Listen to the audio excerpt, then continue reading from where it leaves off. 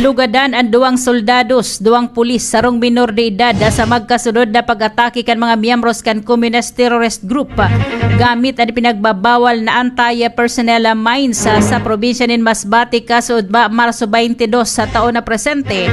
Iniman na hinutnang nagkaigwanin na pagpasabog sa barangay Luksuon na Placer ako na sa induang soldados sa Anlugadan asin sarong minor de edad ang pinagdara sa hospital pagkatapos na tamaan ng shrapnel sa pagsabog kana mga bomba. Na-recover man kan mga autoridad ang sarong M16 rifle asin tulong magazine pagkatapos na mangyari ang inkwentro.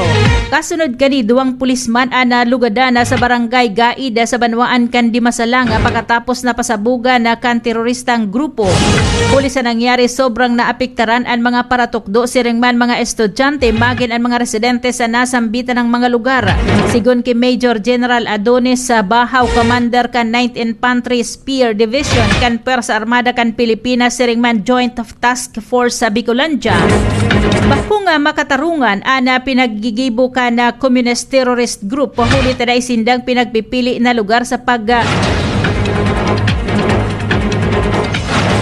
sa gibonin mga bayolensya asin na mayong pakiaram kun isay ang mga madadamay sa indang mayong pakundangan na pagpasabog na malinaw na pagbalgar sa international humanitarian law.